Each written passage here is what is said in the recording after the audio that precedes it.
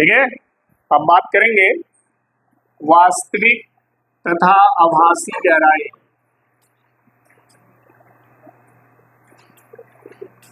वास्तविक तथा आभासी गहराई।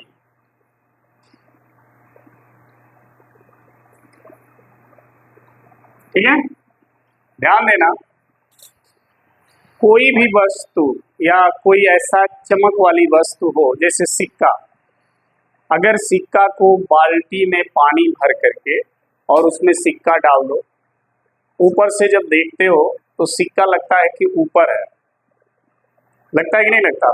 कभी ऐसा किए हो? किसी भी कंटेनर में पानी भर करके उसमें सिक्का डाल दो, सिक्का कहाँ चला जाएगा? उसके पेंदी पर। लेकिन ऊपर से जब देखोगे ना तो सिक्का पेंदी पे नजर नहीं आएगा आपको लगेगा सिक्का क्या है? ऊपर उठा हुआ। ठीक है, तो आज हम इसी पे चर्चा करेंगे। चलो, क्यों ऐसा हमको लगता है, क्या रीजन है इसका? ठीक है, इस रीजन को आज हम समझेंगे। दोनों के बीच क्या संबंध होगा ये भी बात करेंगे। वास्तविक गहराई क्या होती है, आभासी गहराई क्या होती है, इन सब पे बात करेंगे। इसके लिए मान लो हमारे पास एक कंटेनर है या कोई बाल्टी है, उसमें हमने पानी को ऐसे भर दिया। समझना ध्यान से, ये कोई कंटेनर है जिसमें पानी हमने भर दिया और ये उसकी पेंदी है। ठीक है, आपने सिक्का डाल दिया, सिक्का कहाँ पर आ जाएगा? पेंदी पर, यहाँ पर आ जाएगा। और ये सिक्का क्या है? वस्तु है। ठीक है, इस वस्तु से एक किरण जो है सीधे, ये जो पानी का सतह है XY, इस सतह पर सीधे एक किरण लंबवत, ठीक है, सीधे लंबवत जा रही है ऐसे। ठीक है, लंबवत, ये वस्तु है O और यहाँ पर आ रही है, जहाँ पर पानी की सतह पे टकरा रही है वो है A। ठीक है, तो एक किरण लंबवत सतह पर OA दिशा में आपतित होती है। तो जब लंबवत आपतित होगी तो इसका अपवर्तन नहीं होगा, ये सीधे क्या होती है? पार हो जाती है। आपको बताया गया है कि जब प्रकाश की किरण किसी एक माध्यम से दूसरे माध्यम पर जाने वाली पृष्ठ पर जब आपतित होती है लंबवत, तो वो बिना विचलित हुए सीधे पार हो जाती है, उसका अपवर्तन नहीं होता है। तो ये सीधे क्या होगी? पार हो जाएगी, ऐसे बिना विचलित हुए सीधे ऐसे निकल जाएगी ऊपर। ठीक है, इसको कोई अगर हम नाम दे दें, मान लीजिए N, ठीक है, इस तरह से AM दिशा में वो चली जाती है। दूसरी किरण देखिए, दूसरी जो किरण है वो इस तरह से जा रही है, यहाँ पर B पॉइंट पर आ रही है। ठीक, जब ये B पॉइंट पर आएगी, जहां पर पड़ेगी वहां पर हम एक ऐसे अभिलंब खींचेंगे। अभिलंब का मतलब इस सतह पर लंबवत रेखा ऐसे हमने खींच दिया। ठीक, अब ये किरण यहाँ से सघन माध्यम से विरल माध्यम में जा रही है, तो अभिलंब से क्या होगी? दूर हटेगी, ऐसे ऐसे चली जाएगी। ठीक है, दूर हट जाएगी। ठीक, अब इस किरण को अगर हम डाट डाट करके पीछे ले आए ऐसे, तो ये इस किरण को कहाँ पर काट रही है? यहाँ पर, और यही इस वस्तु का क्या बन जाएगा? इमेज, प्रतिबिंब। यही जो होगा वस्तु का प्रतिबिंब बनेगा, जो आपको दिखाई देगा। वस्तु कहाँ है? यहाँ पर। दिखेगी कहाँ आपको? यहाँ पर। समझ में आई बात? इसीलिए वस्तु ऊपर उठती हुई दिखाई देती है, क्योंकि ये इमेज यहाँ पर बनता ही है। क्योंकि जो परावर्तित किरण है ना, जब उसको आप पीछे की ओर बढ़ाओगे तो यहाँ पर आपको एक आभासी इमेज बनेगा। वस्तु का आभास जो है आपको यहाँ पर होगा। ठीक है, आपको लगेगा वस्तु ये इतनी गहराई में है, जबकि वस्तु की वास्तविक गहराई क्या है? OA। ठीक है, ये जो गहराई है यहाँ से लेकर के यहाँ तक, वो वस्तु की वास्तविक गहराई है, और जो AI जो गहराई है वो वस्तु की आभासी गहराई है। आपको वस्तु का आभास AI गहराई पर हो रहा है। आपको लग रहा है कि वस्तु कहाँ पर है, आई पर है। ठीक है, इन दोनों के बीच हम संबंध प्रूव करेंगे। पहले देखिए, अगर ये कोण हम देखें और ये कोण, तो ये है आपतन कोण, प्रकाश की किरण जा रही है तो अविलंब के साथ जो कोण बनाएगी वो है आपतन कोण। तो अगर ये आई है तो ये भी क्या बनेगा, आई, क्योंकि दो समांतर रेखाओं को अगर तिर्यक रेखा काटती है तो उनके एकांतर कोण क्या होते हैं। तो अगर ये आई है तो ये भी आई होगा। अच्छा, अब देखिए, ये हो गया इसका क्या, ये जो होगा अपवर्तन कोण होगा। अगर देखा जाए तो ये क्या बना इसका, अपवर्तन कोण आर। ठीक, तो ये भी होगा उसका अपवर्तन कोण आर, ये भी कोण क्या बनेगा, आर। क्यों, क्योंकि देखिए दो समांतर रेखाओं को जब तिर्यक रेखा काटती है ना तो संगत कोण क्या होते हैं, बराबर होते हैं। तो जे डिग्री का कोण ये होगा उतना ही डिग्री का कोण ये भी बनेगा। तो अगर वो आर है तो भी क्या होगा, आर होगा। यहाँ तक सबको क्लियर है। अच्छा, इसको कोई नाम दे दे सी। ठीक है, देखिए कैसे इमेज बन जाता है। आपको वास्तविक गहराई पर रखी हुई बस इतनी ऊंचाई पर कैसे दिखने लगती है, वो ये सारा प्रोसेस हो जाता है उसके अंदर। इस वजह से आपको दिखता है प्रकाश की किरणें वस्तु से निकलकर पानी से टकराते हुए आपके आंख तक आती हैं। ठीक है, तो वो परावर्तित किरणें जहां पर इमेज बनाएंगी वही इमेज आपको दिखेगा। तो परावर्तित किरण जो इमेज बना रही है वो वस्तु से ऊंचाई पर बना रही है, इसलिए वस्तु आपको ऊंचाई पर दिख रहा है। ठीक है, अब हमें सिद्ध करना है कि वास्तविक गहराई और आभासी गहराई में संबंध क्या है। ठीक है, इसके लिए हम लिखेंगे क्या, देखिए, किसी पात्र में भरे जल में तेंदी, या ऐसे लिखें जल से भरे, जल से भरे किसी पात्र की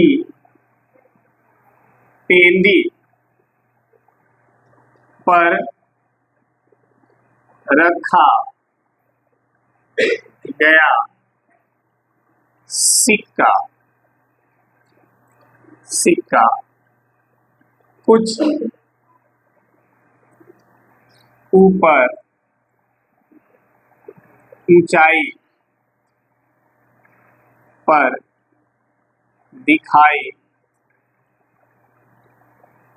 देता है। ठीक है, इसका कारण प्रकाश का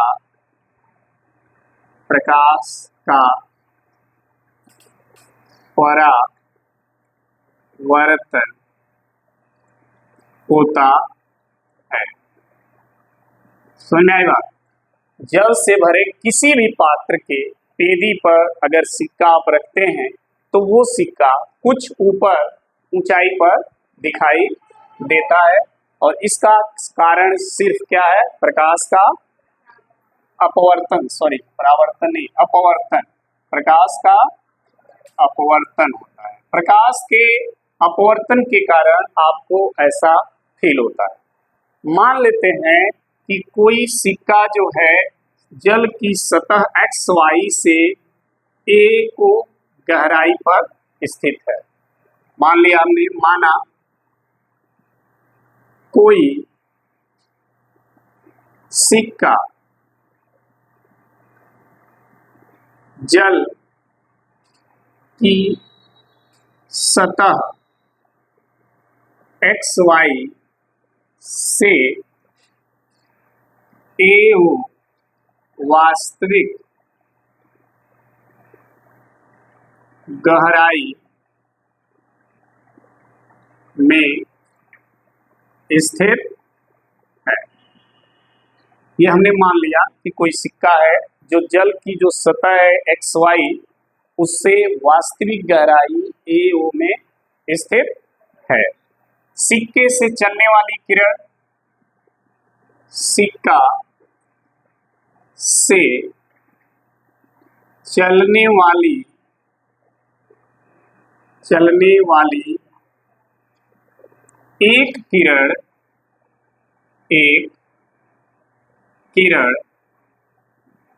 OA मार्ग से सतह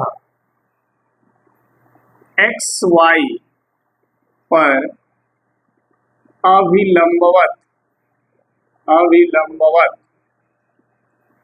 आपतित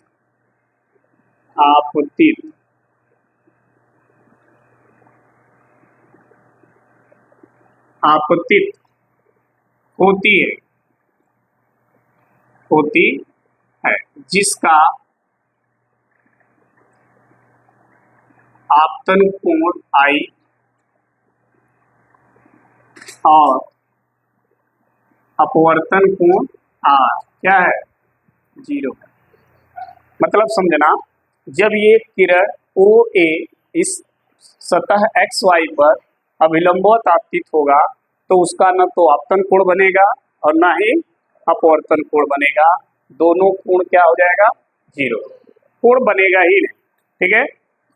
दूसरी जो किरण है तथा दूसरी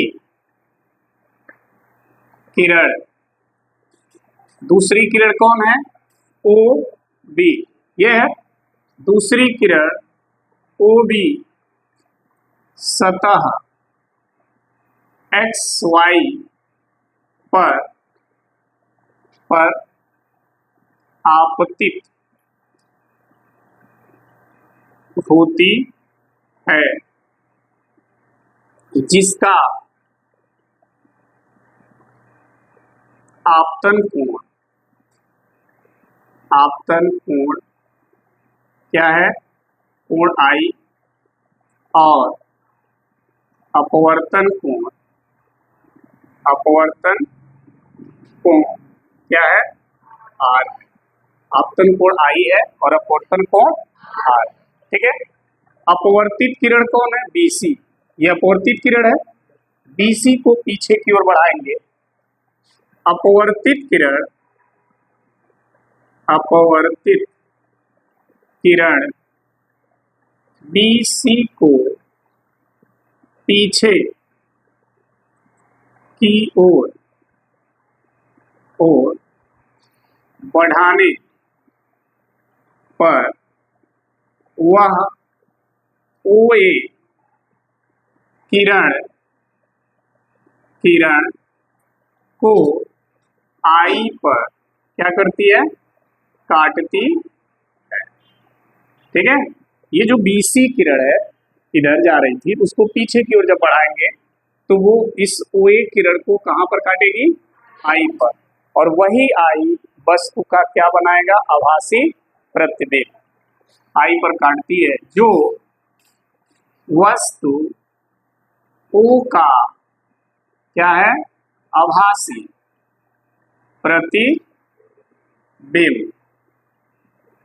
प्रतिबिंब कहलाता है। ठीक है। जिसका आभासी गहराई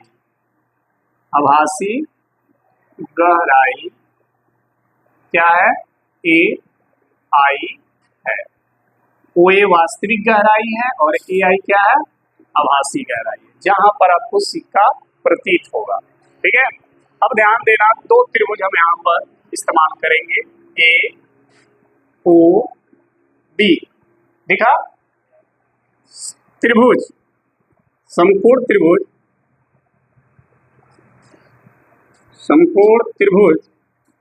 AOB से अगर हम साइन I का मान निकालें, साइन I ये है ना I, तो साइन I बराबर क्या होता है? लंब बटे कर्ण, यही होगा। तो लंब क्या है? AB और कर्ण क्या है? OB। तो क्या हो जाएगा? AB बटा ओ बी।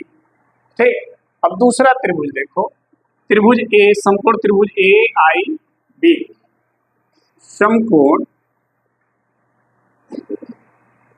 त्रिभुज ए आई बी से, यहां से भी अगर साइन का फॉर्मूला लगाएं तो साइन, हाँ यहां से आगे देखेंगे साइन आर का जो फॉर्मूला लगाएंगे तो साइन आर बराबर क्या होगा, यार है तो लंब बटे कर्ण, यानी लंब है ए बी और कर्ण होगा आई बी, ये हो जाएगा।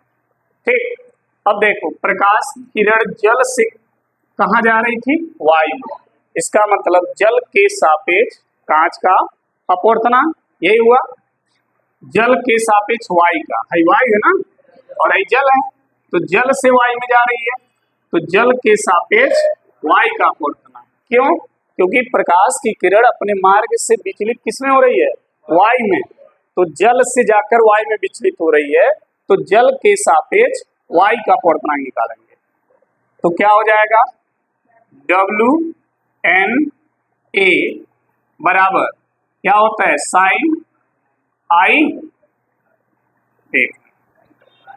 डब्ल्यू एन ए बराबर साइन आई बटे साइन आर, ये होगा।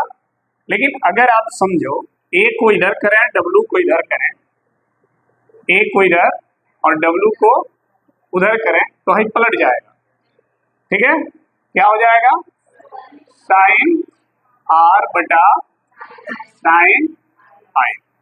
अब साइन आर और साइन आई का मान आप लोग यहाँ देखो, आई का यहाँ है और आर का इसमें रख देंगे, तो देखिए क्या आएगा, ए एन डब्ल्यू बराबर साइन आई, साइन आर है, साइन आर का मान है ए बी बटा, तो लिखेंगे ए बी बटा आई पूरे का बटा क्या है, साइन आई, साइन आई क्या है, ए बी बटा, क्या लिखेंगे ए बी बटा ओ बी, समझ में आई बात, ये हो जाएगा।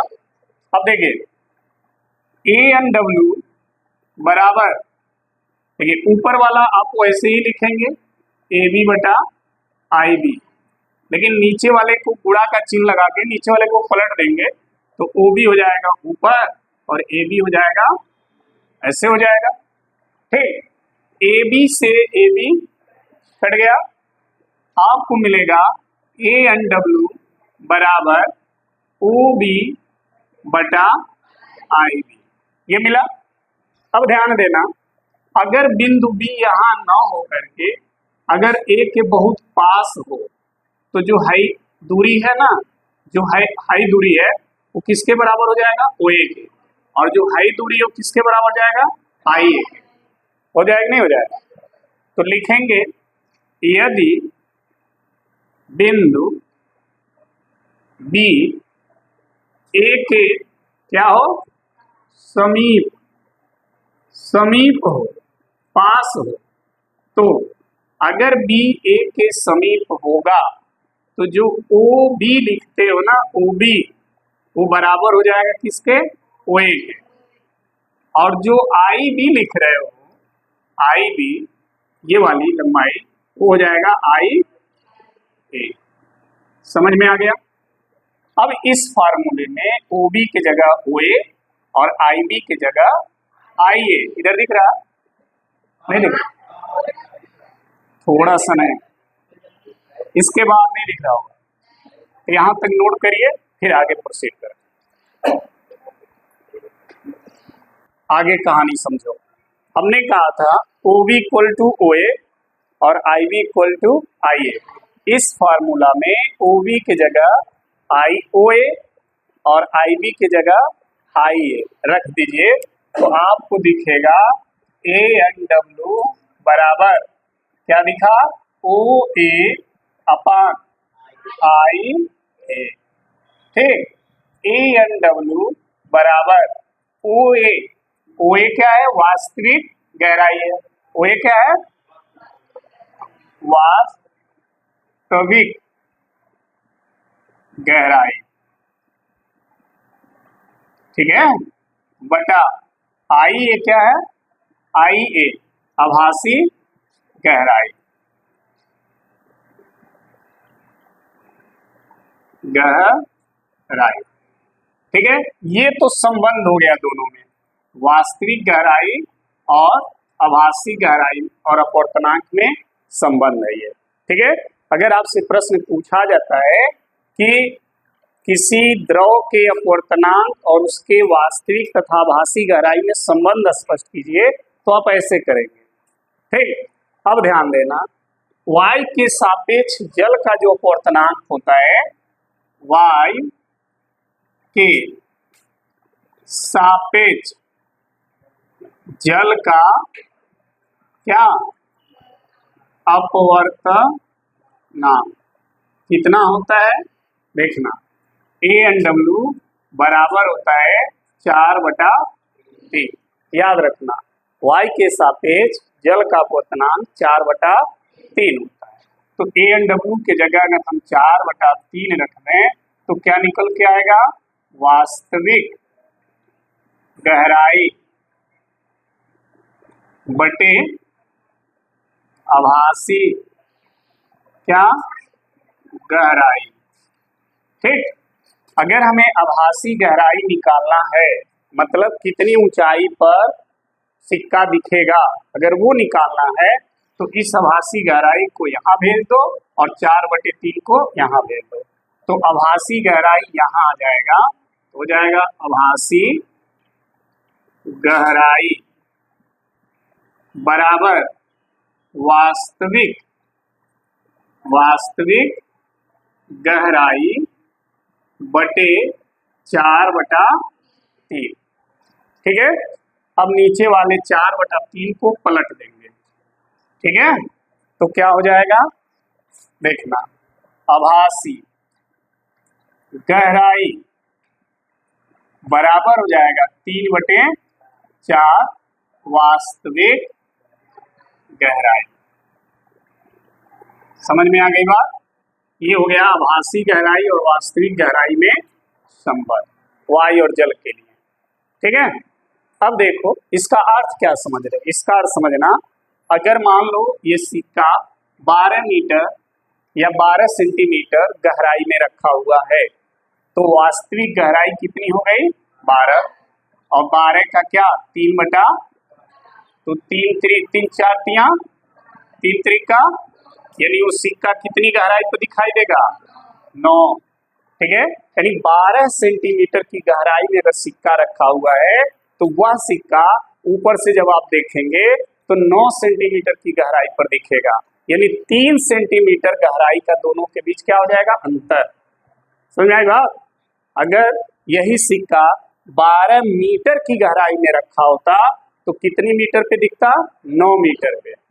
अगर ये सिक्का 16 सेंटीमीटर की गहराई में होता तो 4 चौक के 16, 4 तिया 12, तो आपको 12 सेंटीमीटर की गहराई पर दिखाई देता।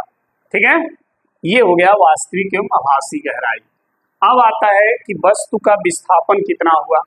जो वस्तु यहाँ थी वो वस्तु यहाँ दिख रही है, ध्यान से सुनना, जो वस्तु यहाँ है वो वस्तु यहाँ दिख रही है, तो वस्तु में विस्थापन इतना हुआ कि नहीं हुआ। तो ये विस्थापन अगर हम मान लें कितना x, तो देखिए वस्तु में विस्थापन कितना विस्थापन हुआ, तो x बराबर, ये दूरी अगर निकालनी है तो OA में से IA क्या करेंगे, माइनस कर देंगे, OA माइनस IA।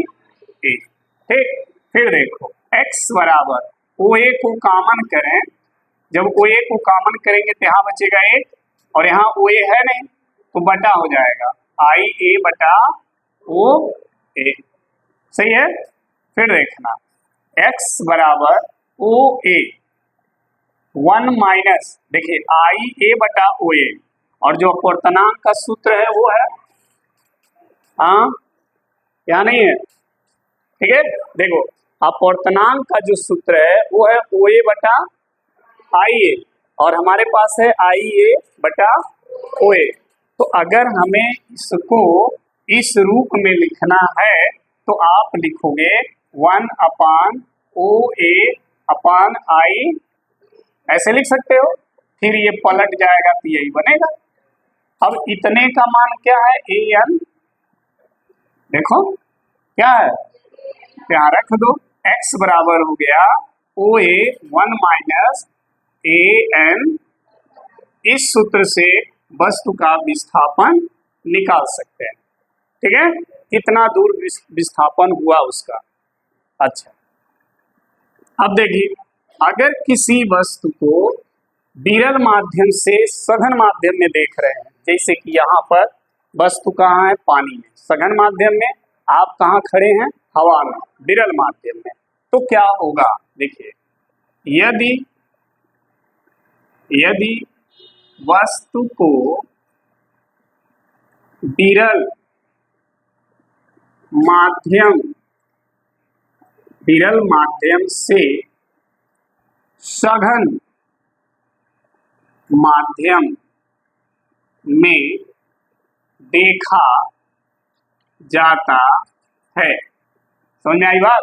यानी हवा से जल में अगर आप देख रहे हैं तो वास्तविक जो आभासी गहराई होगा, आभासी जो गहराई होगी वो हमेशा वास्तविक गहराई से क्या रहेगी, कम। समझ में आई बात, वास्तविक गहराई से कम रहेगी, यानी वास्तविक गहराई ज्यादा होगा और आभासी गहराई कम होगा। ये तब होगा जब आप विरल माध्यम से सघन माध्यम में देखेंगे।